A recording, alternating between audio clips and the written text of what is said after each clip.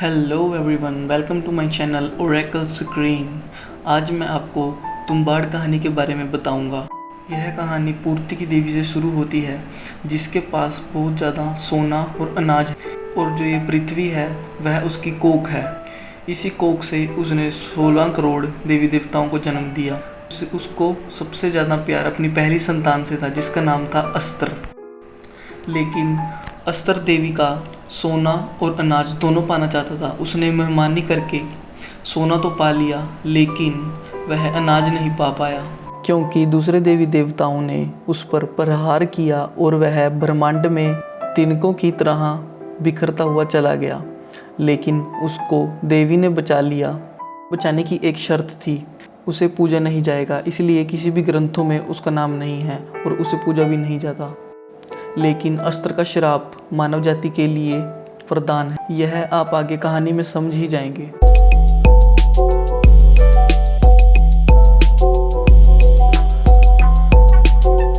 कहानी में विनायक नाम का एक लड़का है और उसके भाई का नाम सदाशिव है। विनायक राव के पूर्वजों ने अस्त्र को याद किया और उसकी पूजा करनी शुरू कर दी। इसकी वजह से तुम्बाड़ पर बारिश देवताओं का क्रोध बनकर बरस रही है। फिर एक दिन विनायक की माँ बाड़े में सरकार के पास जाती है। सरकार विनायक के पिता का नाम है। फिर विनायक की माँ सरकार से सोने की मुद्रा की मांग करती है, लेकिन सरकार उसे देने के लिए मना कर देता है और कहता है यह मजाक है, कमाओ। तरफ विनायक और सदाशिव अपने घर पे चले गए होते हैं और सदाशिव विनायक से पूछता है कि माँ कहाँ पर है। बोलता है कि वह सरदार के बाड़े में गई होगी और आती ही होगी। सदाशिव विनायक से पूछता है कि बुढ़िया को खाना कौन खिलाएगा। यहाँ पर बुढ़िया सरकार की माँ है, यानी कि विनायक की दादी, और विनायक के पिता सरकार है। विनायक और सदाशिव बुढ़िया के जागने के डर से अंदर चले जाते हैं और खाना बनाने लग जाते हैं। यहाँ पर मैं बता दूँ कि जो बुढ़िया है उसको अस्त्र द्वारा काटा गया है, और अस्त्र जिसको भी काटता है वह हमेशा के लिए अमर हो जाता है, लेकिन वह अधमरा इंसान बन जाता है। फिर विनायक और सदाशिव खाना बनाकर बुढ़िया को खिलाने जाते हैं, लेकिन विनायक सदाशिव को कहता है भी तुम जाओ, मैंने बनाया है, तुम खाना खिला कर आओ बुढ़िया को। सदाशिव धीरे धीरे आगे बढ़ता है और डर भी रहा होता है, लेकिन थोड़ी देर में ही उसकी माँ वहाँ पर आती है और उससे थाली छीन कर उन दोनों को वहाँ से ले जाती है। फिर खुद खाना बनाकर बुढ़िया को खिलाने जाती है और उसके बड़े बड़े नाखूनों को भी काट देती है। फिर दूसरी तरफ देखते हैं कि सरकार अपनी अंतिम सांसें छोड़ चुका होता है।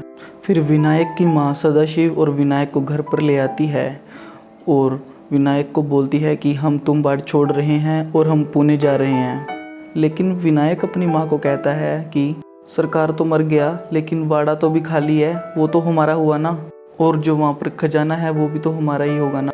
लेकिन विनायक की माँ से कहती है सरकार पूरी ज़िंदगी खजाने को खोजता मर गया, लेकिन उसे खजाना नहीं मिला, और सरकार ने पूर्वजों की पूरी कमाई भी उड़ा दी।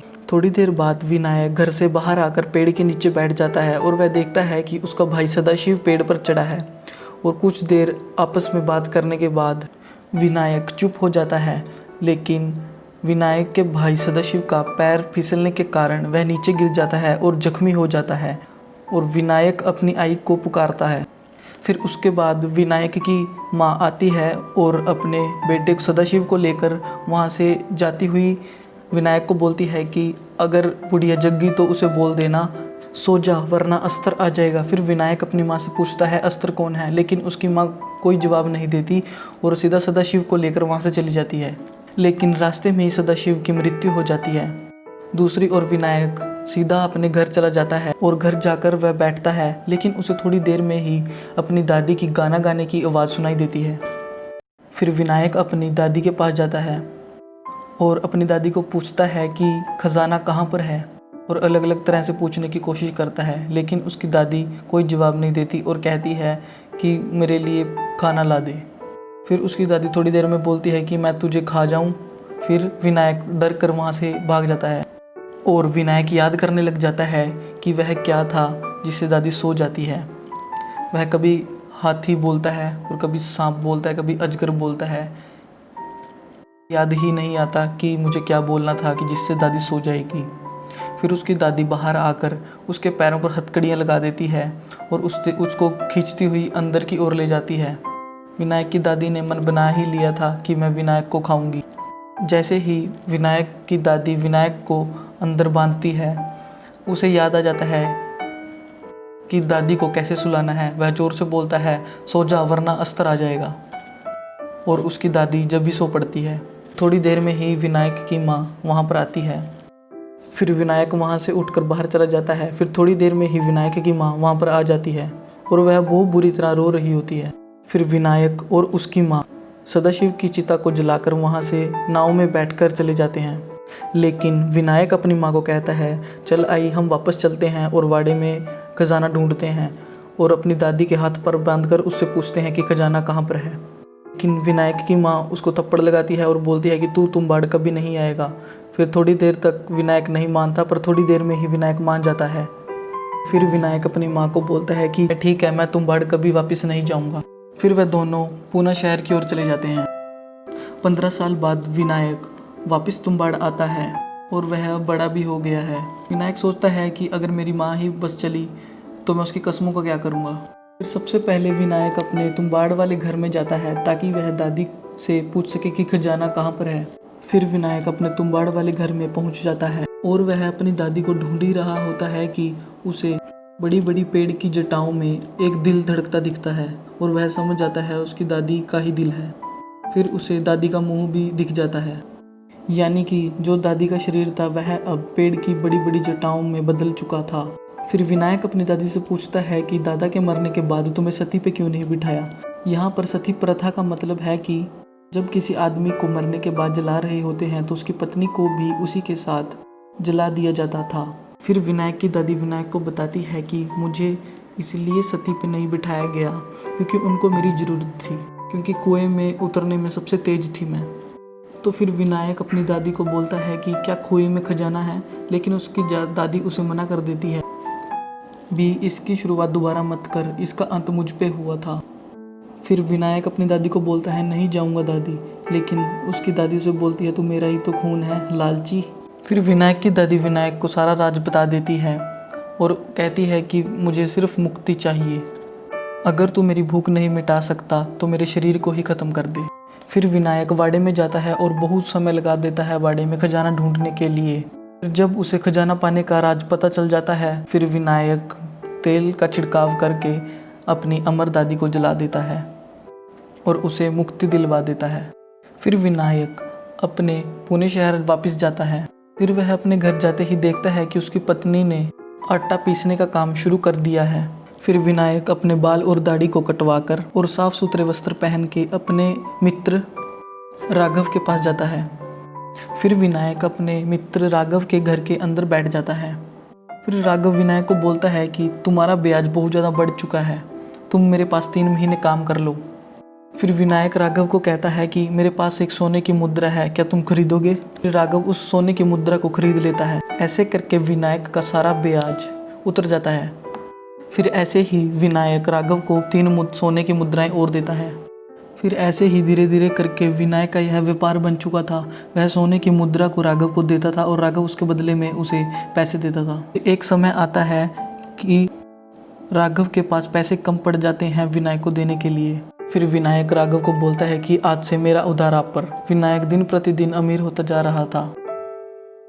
अब राघव को विनायक से थोड़ी जलन होने लग जाती है। फिर राघव पता लगाने की कोशिश करता है कि विनायक इतनी सारी सोने की मुद्रा लाता कहाँ से है। राघव फिर एक दिन विनायक के घर जाता है ग्रामोफोन देने के बहाने। फिर विनायक और राघव आपस में बात कर ही रहे होते हैं कि राघव विनायक को कहता है कि आपको अब मोटरसाइकिल खरीद लेनी चाहिए, आपको उसमें धक्के खाते हुए अच्छे नहीं लगते। फिर राघव विनायक को बोलता है कि आप मुझे अपने व्यापार में भागीदार बना लीजिए, लेकिन विनायक उनको मना कर देता है कि आपको क्यों जोखिम उठानी है, इतना अच्छा तो कारोबार है आप। फिर विनायक उन्हें कुछ नहीं बताता और कहता है कि कुछ पैसे आपको चाहिए तो मैं बिना ब्याज के उधार दे दूंगा, और अगर किसी चीज़ की ज़रूरत होगी तो बेझिझक मांग लीजिएगा। फिर राघव थोड़ी देर में वहाँ से चला जाता है। बस फिर क्या था, देखते ही देखते विनायक दिन प्रतिदिन अमीर होता जा रहा था। दिन बाद उसने मोटरसाइकिल खरीद ली। उसके पास सोने की मुद्रा की कोई कमी नहीं थी। विनायक को एक संतान भी होती है, लेकिन उसका पैर मुड़ा हुआ होता है। विनायक और राघव आपस में व्यापार तो करते ही थे। एक दिन राघव एक औरत को विनायक के पास लाता है जिसको कि सती पर बैठाया जा रहा था।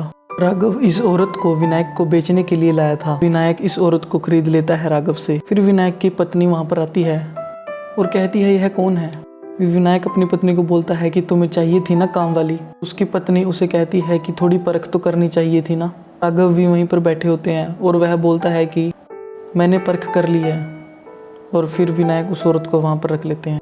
फिर एक दिन राघव विनायक का पीछा करते करते तुम्बाड़ वाले बाड़े में आते हैं। राघव तो वहाँ पर विनायक का राज पता करने के लिए आया था कि वह सोने की मुद्राएं वहाँ से कैसे प्राप्त करता है।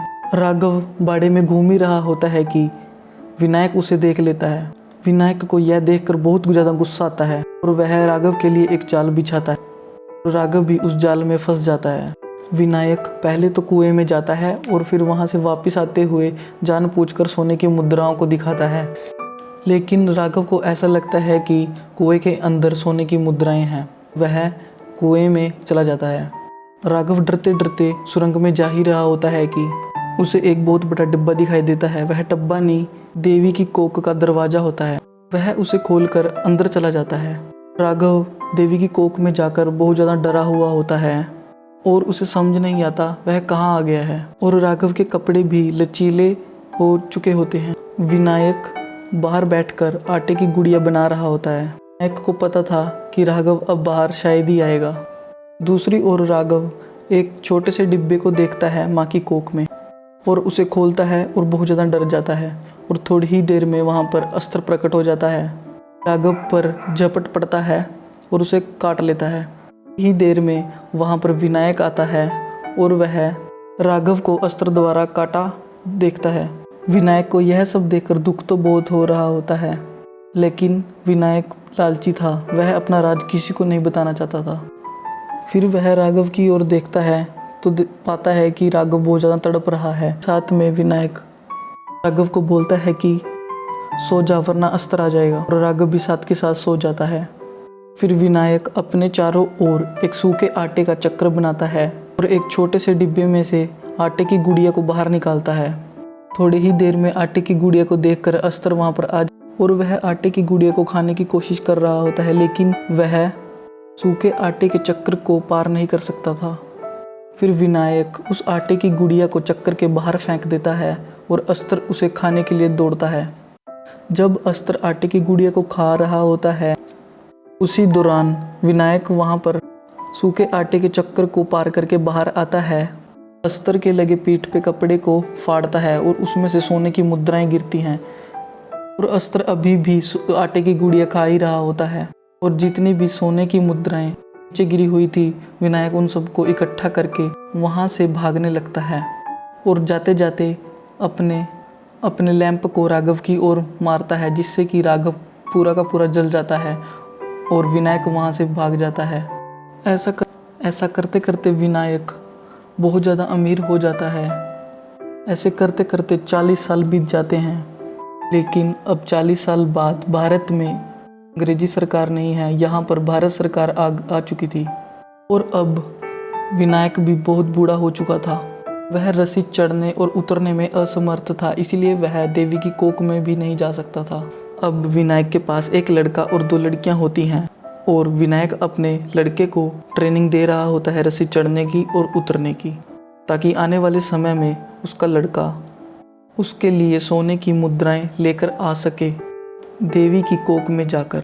फिर एक दिन विनायक को एक फ़ोन आता है जो कि विनायक के साथियों का होता है और वो साथी विनायक के सरकारी काम करवाया करते थे। और वह साथी फ़ोन पर विनायक को कहते हैं कि आप वाड़े के सरकारी कागज़ बनवा लीजिए, लेकिन विनायक मना कर देता है और कहता है कि अगले सप्ताह देखेंगे। अब धीरे धीरे विनायक के पास सोने की मुद्राएं भी कम होती जा रही थी। उसे पैसे की ज़रूरत थी।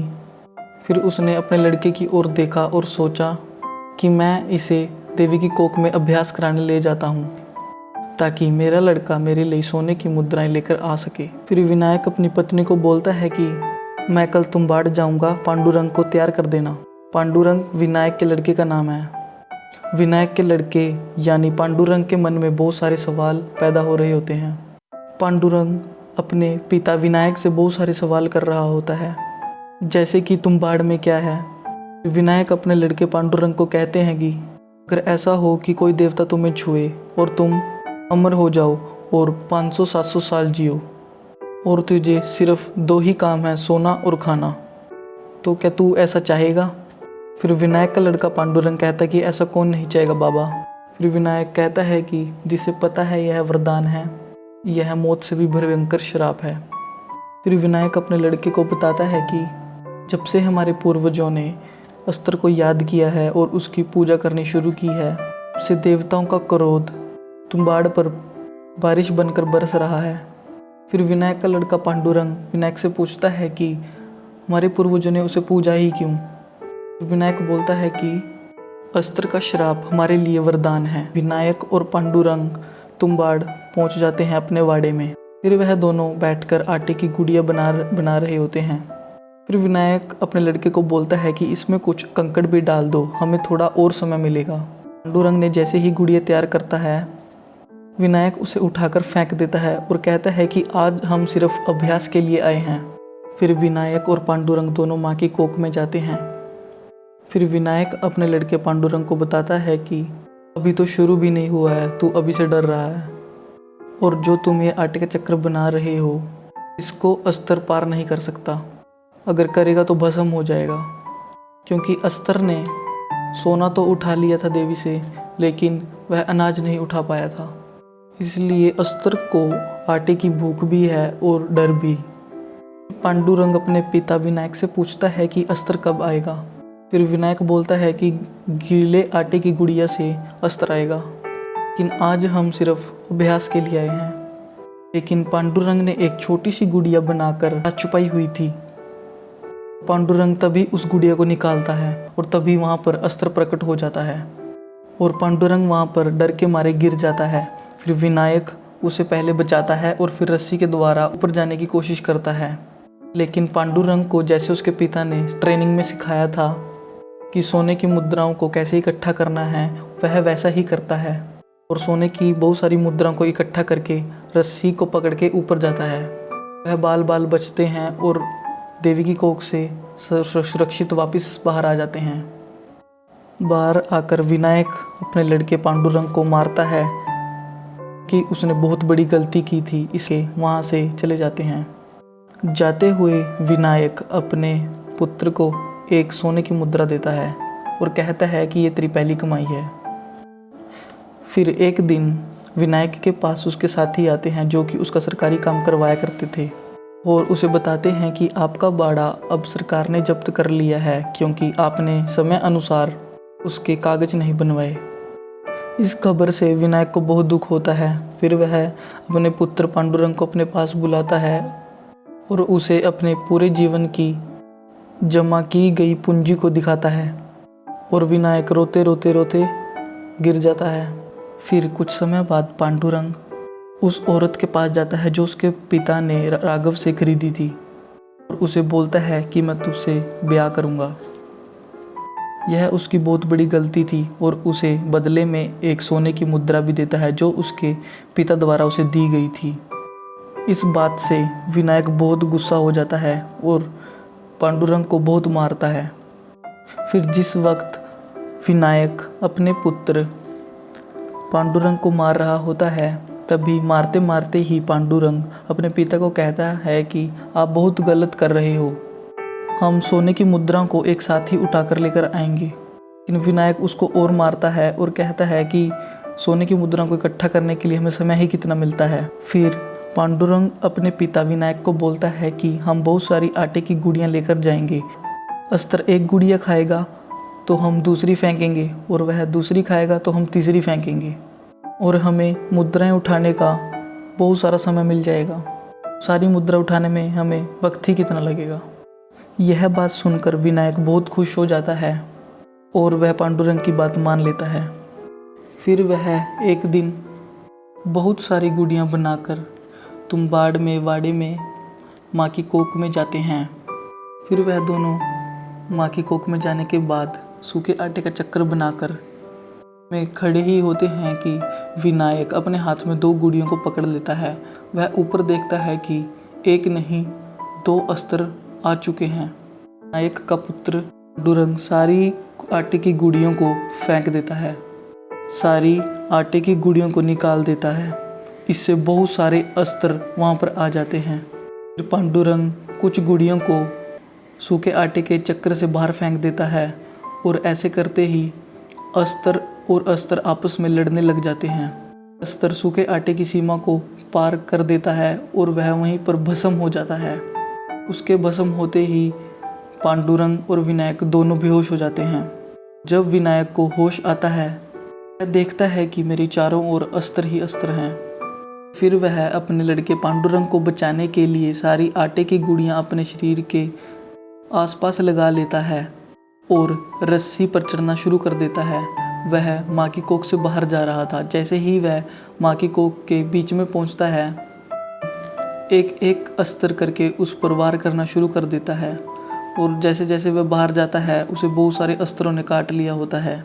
लेकिन विनायक ने माँ की कोख से बाहर निकलने वाले दरवाजे की चारों ओर सूखे आटे का चक्र बनाया था, जिसको पार करते ही सारे के सारे अस्त्र भस्म हो गए।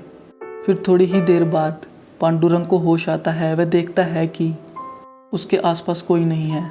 वह फिर रस्सी के द्वारा बाहर आता है। बाहर आते ही वह अस्त्रों ने उसके पिता को बहुत काटा है और अब पांडुरंग का पिता विनायक हमेशा के लिए अमर हो चुका है। फिर विनायक पांडुरंग को कहता है कि तुम्हें मुद्रा चाहिए थी, ये लो, क्योंकि उसके हाथ में बहुत सारी मुद्राएं होती हैं। लेकिन पांडुरंग के मन से लालच निकल चुका था। वह अपने पिता को बोलता है, सो जा वरना अस्त्र आ जाएगा। विनायक वहाँ पर सो जाता है और पांडुरंग अपने पिता की ओर लैंप फेंकता है, जिसकी वजह से वह पूरा जल जाता है। जैसे विनायक जल रहा होता है, वैसे वैसे ही पांडुरंग रो रहा होता है और धीरे धीरे वहाँ से बाहर जाने लगता है। इस मूवी को डायरेक्ट किया है आनंद गांधी ने, म्यूज़िक दिया है अतुल और अजय ने। इस मूवी का बजट था 5 करोड़ और बॉक्स ऑफिस पर यह है 13.57 करोड़ का बिजनेस कर पाई। हेलो दोस्तों, यह माइक मैंने अमेज़ोन से ऑर्डर किया था।